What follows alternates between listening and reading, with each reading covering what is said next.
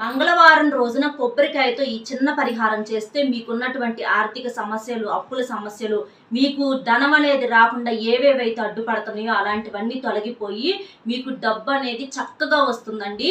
మీరు మంగళవారం రోజున ఏం చేస్తారంటే ఒక కొబ్బరికాయ తీసుకోండి. పైన పీచు ఉండాలి. అది తీయకుండా కొబ్బరికాయకి పీచు అంతే ఉంచేసి ఆ కొబ్బరికాయ మీద మీరు ఏం చేస్తారంటే కుంకుమలో కొంచెం వాటర్ కలిపేసేసి ఆ కొబ్బరికాయ మీద స్వస్తిక్ గుర్తేయండి. స్వస్తిక్ గుర్తేసి మీరు ఈ పరిహారం ఇంట్లో చేయకూడదు. ఏదైనా చెరువు దగ్గరికి కానీ, కాలువ దగ్గరికి కానీ, నదులు కానీ ఏవో ఒకటి ఉంటాయి కదా, అట్లా వెళ్ళి ఆ ప్లేస్కు వెళ్ళి అక్కడ ఆ కొబ్బరికాయని మీ తల చుట్టూ 9 సార్లు కానీ 7 సార్లు కానీ ఎడమ వైపు నుంచి ఇట్లా తిప్పేసుకొని చెరువుకు మీరు అటువైపుకి వెనక్కి తిరిగి ఉండాలి. అంటే చెరువు వైపు మన వీపు ఉండాలన్నమాట. అలా నుంచొని కొబ్బరికాయని తల చుట్టూతో 9 సార్లు తిప్పుకొని వెనక్కి తిరిగి చూడకుండా నీళ్ళల్లోకి ఆ కొబ్బరికాయని విసిరేసేసి మనం వెనక్కి తిరిగి చూడకుండా ఇంటికి వెళ్ళిపోవాలి. అలా చేస్తే మీకున్నటువంటి సమస్యలన్నీ పోయి మీకు డబ్బు